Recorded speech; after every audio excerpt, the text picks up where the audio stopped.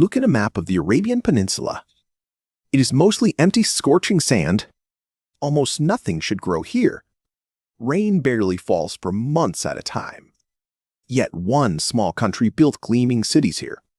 Skyscrapers rise straight out of the dunes. Highways cut through land that once swallowed caravans. This nation is now among the richest on earth. How did a desert become impossibly wealthy? The answer is hidden beneath the sand. We are talking about the United Arab Emirates, a federation of 7 small emirates on the Persian Gulf. 50 years ago, this place was almost forgotten. Fishing villages, pearl divers, and Bedouin camps scattered along a hot coast. The land itself offered very little. No rivers, no forests, almost no farmland. Summer temperatures regularly cross 50 degrees Celsius. The sun bakes everything into stillness. For centuries, survival here meant moving constantly. Water dictated every decision a family made. Then in 1958, something changed forever. Engineers struck oil beneath the Abu Dhabi desert. Underneath that empty sand sat enormous reserves, some of the largest oil deposits on the planet. Suddenly, the poorest corner of Arabia held a fortune the world desperately needed. But oil alone does not explain the story. Many countries have oil and remain poor. The real answer lies in geography, choices, and timing. 3 forces braided tightly together. Start with location, which is almost perfect. The UAE sits at the mouth of the Gulf. Just north lies the narrow Strait of Hormuz, a waterway barely 50 kilometers wide. Roughly a fifth of the world's oil passes through it every single day, without exception. Whoever sits beside this strait controls a global artery. The UAE sits exactly there. Ships heading to Asia, Europe, and Africa pass close by. The country became a natural crossroads. Now add the second gift, the deep coastline, long, calm shores facing busy shipping lanes. This made building world-class ports surprisingly easy. Dubai and Abu Dhabi seized that chance early. Jebel Ali, near Dubai, became one of the largest man-made ports. Container ships from everywhere now dock there. Geography handed the UAE oil and a doorway, but geography does not spend money wisely on its own.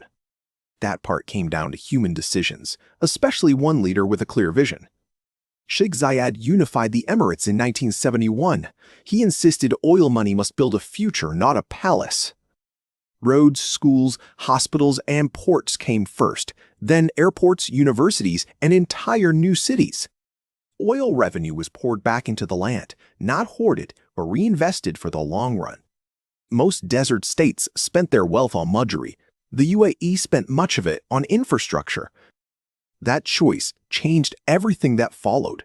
It turned a one-resource economy into a platform. Because here lies the quiet truth about oil. It eventually runs out or prices crash. The UAE knew this from the beginning, so it raced to build a second economy. Dubai had less oil than its neighbor Abu Dhabi, so Dubai pushed even harder into trade. It rebranded itself as a global hub, a meeting point between East and West. Within decades, Dubai became a city of superlatives. Tallest tower, biggest mall, busiest international airport. But behind the spectacle sat careful strategy, free zones with low taxes and simple rules. Foreign companies could own their businesses fully in a region where that was rare. Money, talent, and ideas flooded in, from India, Europe, Africa, and beyond. Today, more than 80% of UAE residents are foreign-born. The country runs on imported labor and expertise. This is where the story turns complicated. A glittering economy built on outside workers. Construction crews from South Asia built the skyline. Engineers, doctors, and bankers arrived from everywhere. Their lives vary enormously across the income ladder. That tension is part of the modern UAE story. Would you ever live in a desert megacity built like this? Tell me below what would draw you or push you away. I read your answers, and they often shape future videos. Now back to the geography.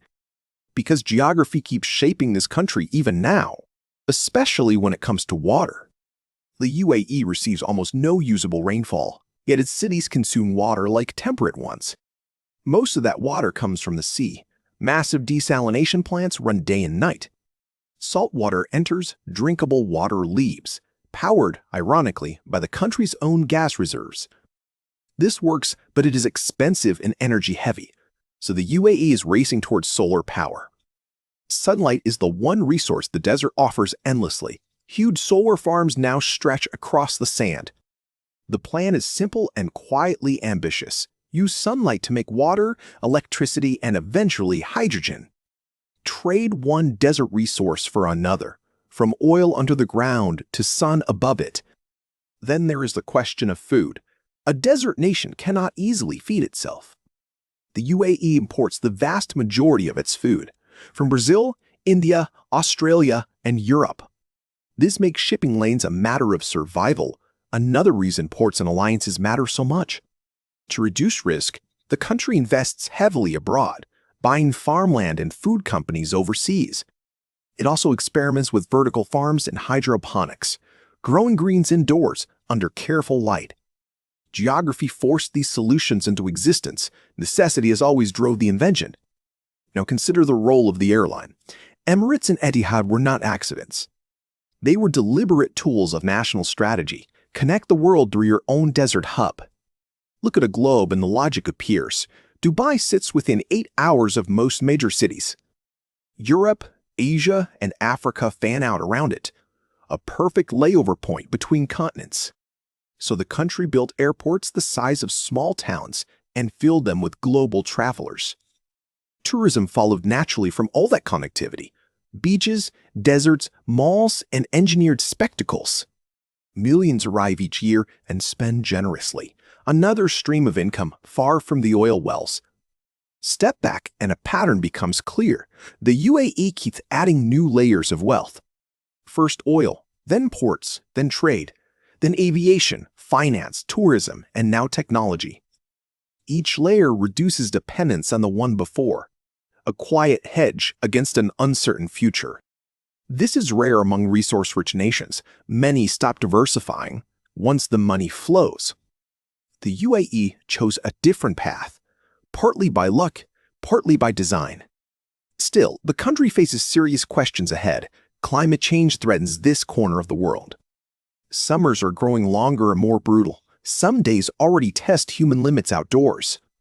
Rising seas could nibble at the low coastline, where most of the cities and ports sit. So the country is investing in shade, cooling, and resilience, even experimenting with cloud seeding for rain. The same geography that made it rich now demands adaptation. The desert does not forgive complacency. And the oil era itself is slowly fading. The world is shifting toward cleaner energy. The UAE knows this better than most. It openly plans for a post-oil identity, which is why it pours money into space programs, into artificial intelligence and renewable hydrogen.